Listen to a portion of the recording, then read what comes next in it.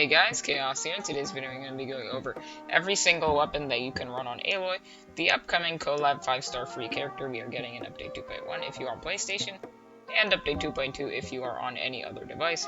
So basically, I'll go over every single weapon, I'll give my thoughts on it if you should run it or not, and yeah, that's basically it. If you enjoyed the video, make sure to subscribe, and let's get right into it.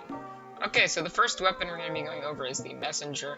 Now this weapon is going to be an okay 3-star weapon because it has pretty okay base attack for a 3-star, and it has crit damage, which is also really good. You get 31 down here, which is okay. And the passive is not that good because it's only for charge attacks. But if you are running a charge attack build with Aloy and you're early into the game, this can be a very good bow. And these are the essential materials that you'll need. Next up is the Ravenbow. This bow is going to be horrible. Do not run this bow. Even if you're in the beginning of the game, you could probably get a better 3-star craftable weapon. It has okay base attack, it has elemental mastery, which won't benefit you that much unless you're running like a fire comp, which then can be fine because you do have the pyro passive right here, but it's not going to be that good. It even has elemental mastery, which it's fine, but do not run this weapon if you can, and here are the essential materials. Next we got the Recurve Bow. This one is also going to be very bad. It has really low base attack, which is very not good, and it has HP as a secondary stat, which is also not good, and the passive is just healing, which is also horrible. Do not build this weapon if you can, and here are the essential materials. Sharpshooter's Oath can be another okay bow if you are using Aloy as a charge attacker, but I do not recommend them because that's not where most of her damage is going to be coming from. It has low base attack, it has crit damage, which is also good. It gives you a lot more crit damage than the other one. And it gives you increased damage against weak spots, which is also fine if you are running charge attack build for Aloy. But I don't recommend this bow, there are better 3-stars, and here are the essential materials.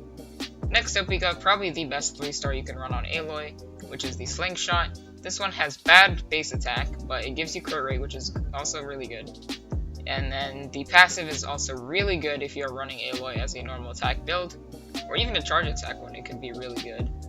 And it's actually really good for a 3-star. It's probably the best one. You get crit rate, so you can build more for crit damage, and if you're in the beginning of the game, this is going to be a really good upgrade for your Aloy. So here are the essential materials. Now we are getting into the 4-stars. First up is the Stringless. The Stringless has decent base attack, it has elemental mastery, which can be okay if you're running an elemental reaction comp, and the passive is going to be really good for a support or a burst DPS Aloy, because you get the elemental burst damage and elemental scale damage by 24%, which is really strong. The base attack also scales up pretty high to 510, which is really good, but there are better 4-stars weapons you can run, but here are the essential materials. Next up we got the Aloy Hunter. This weapon has good base attack. It gives you attack percent, which is also really good. You get 27% more attack, which is, this bow just gives you a lot of attack. And then the passive is, while the character equipped with this weapon is in the party but not on the field, their damage increases 2 seconds every second up to max of 20%. When the character is on the field for more than 4 seconds, the aforementioned damage buff decreases by 4 seconds until it reaches 0. So basically, this bow is going to be good if you're running something like a team with like Child, because while you're on Child doing damage, Aloy will slowly gain buffs, and then when you swap to Aloy and do some damage, you'll have some pretty decent damage, yeah, this will be a pretty okay bow, and here are the essential materials if you do want to level it up.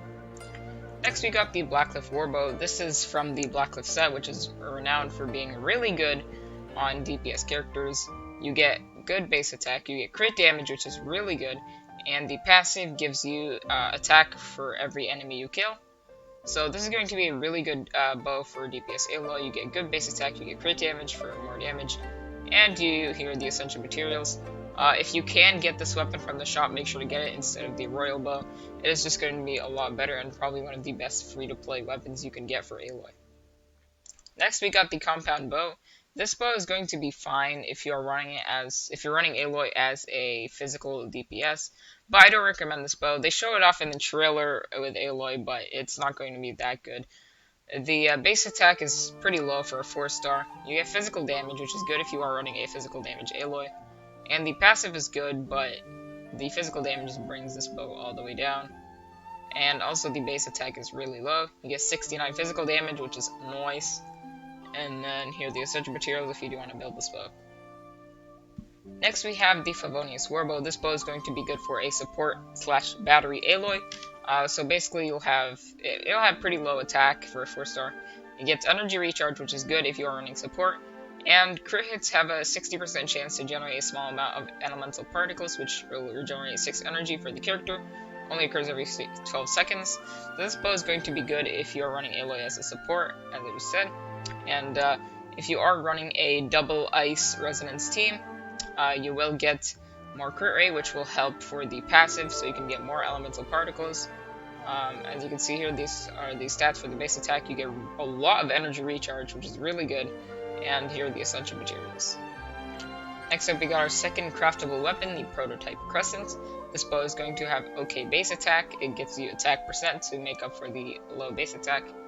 And the passive ability is going to be good for a charged shot Aloy DPS. This is probably going to be the best bow for a charged shot Aloy for the 4 stars. The base attack is pretty low, but you do get 41% attack, which is really good. And then here are the essential materials if you do decide to build this weapon. Next up, we got the second shop weapon, the Royal Bow. This bow is not going to be very good, and you would be much better off going for the Blacklift Bow. It gives you okay attack. It also gives you base attack, which is also pretty good. But the passive is going to be, upon damaging an opponent, increases crit rate by 8%, max 5 stacks. A crit hit removes all stacks. So this bow is not going to be that good because cryo characters are generally, they basically crit all the time if you are running a ice resonance team. But you won't really need this, especially if you are running 4-piece ice set Blizzard Strayer. But if you do decide to get this bow, here are your essential materials. Next up, we got Rust. This bow is probably going to be the best 4-star to run on DPS Aloy. It gives you pretty okay attack. It gives you attack percent to make up for the low attack. And the passive is just insane, especially if you get more refinements. You get normal attack damage by 40%, but decreases charge attack damage by 10%. You won't really be charge attacking with Aloy that much, so it doesn't really matter. But if you do get up refinements on this weapon, it can go all the way up to 80% normal attack damage. That is insane. Plus you get 41% more attack. This bow is going to be insane on DPS Aloy, just like it is on DPS Yoimiya. So here are the essential materials if you do decide to get this weapon. Next up, we got Sacrificial Bow. This bow is going to be also really good for support Aloy. It gives you really good base attack for an energy recharge bow. It gives you energy recharge, and it gives you a good passive that lets you reset your elemental skill. It has a 40% chance to do that. So basically, this can also be pretty decent, even if you're running a DPS Aloy, because you can get the elemental skill pretty much always with this bow. So you'll have constant ice normal attacks, and then with the energy recharge, you can just spam your burst, because Aloy has a pretty low burst cost, actually. She has 40 energy to start her burst. So this bow is going to be actually kind of good for a DPS / burst DPS Aloy. So here are the stats, and here's the essential materials. Next up, we got the Viridescent Hunt. This is the Battle Pass bow. It has okay base attack, it has crit rate, which is good, and the passive is upon hit, normal and aim shot attacks have 50% chance to generate a Cyclone, which will continuously attract surrounding opponents, dealing 40% of attack as damage to these opponents, 4.5 seconds for 4 seconds. This effect can only occur every 14 seconds. Now this bow is going to be pretty good on Aloy, because the passive will be good to group up all these small little bomblets that Aloy does with her E, and it'll just be nice AoE for your burst. And the crit rate is also really good to help build your Aloy. You'll get 27% down here, and here are the essential materials. Next up, we got the Windbloom Ode. This was the free weapon we got in 1.4 from the Windbloom event. This weapon has okay base attack, it has Elemental Mastery, which is fine, but not the best. It has, after using an Elemental skill, receive a boon from the Ancient Wish of the Windbloom, increasing attack by 60% for 6 seconds. This bow will be pretty good for Aloy, because when you do your Elemental skill, you actually get the Ice effect on Aloy, and you get the more damage, like the more you stay in that effect. So this will actually be pretty good, despite the Elemental Mastery being there and the low attack, because most likely you do have this at Refinement 4, or 5, so you'll get a nice amount of more attack. And here are the essential materials if you do decide to build this weapon. Next up, we got the Emitter Noctis Waltz. This is the official bow. It has okay base attack. It has that pesky little physical damage, so this will be fine if you're running a physical damage Aloy. Normal attack hits on opponents increase elemental skill damage by 20% for 5 seconds. Elemental skill hits on opponents increase normal attack damage by 20%. So this is like the Dodoko Tails that we got in 1.6. It's fine. It's not that good, especially because of the physical damage and the low base attack, but here are the essential materials if you do have this weapon and you do decide to build it. Next up is our last craftable and 4-star weapon, the Hamaumi. This is the craftable weapon we got in Inazuma that you get by opening the chest at the Seashell House 7 times. So it has okay base attack, not that good, it's actually pretty low.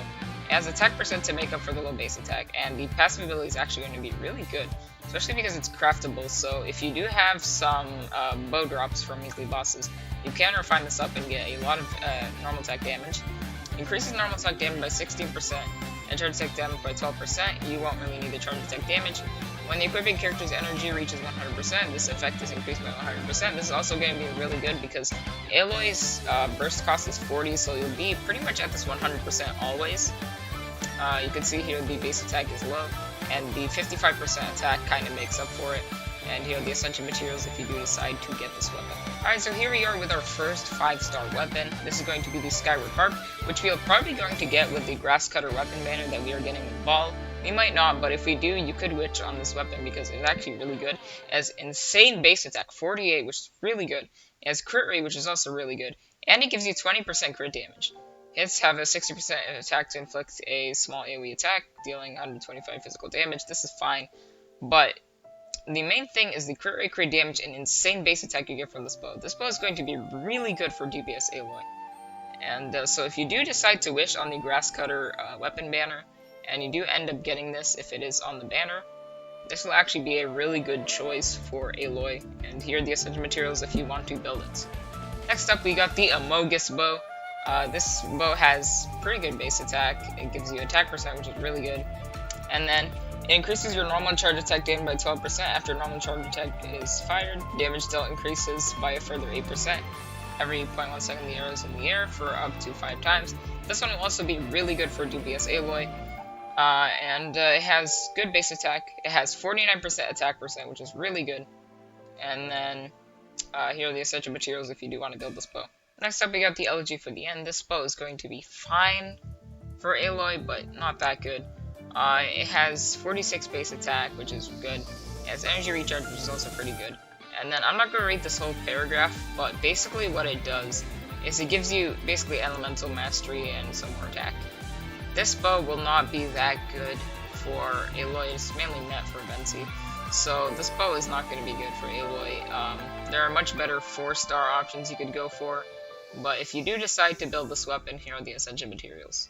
Finally, we have the strongest bow for Aloy, the Thundering Pulse we have right now with the Yoimiya banner.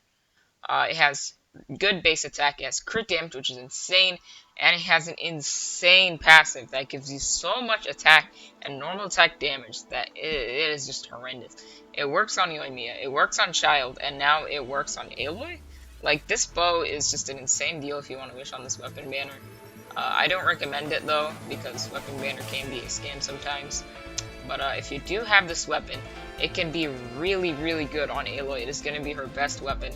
So here are the essential materials if you do decide to build this weapon. Final weapon we're going to be going over is the Predator Bow. This is the bow we are going to get for free if you are on PlayStation. If you are on another device that is not PlayStation, you will not get this weapon. It is only for PlayStation, but for the PlayStation gamers that are watching this right now, here is what it does. It has okay base attack, it has attack percent, which is good, and it gives you dealing cryo damage to opponents, increases this character's normal and charge attack damage by 10% for 6 seconds. This effect can have a maximum of 2 stacks. Additionally, when Aloy equips Predator, attack is increased by 66.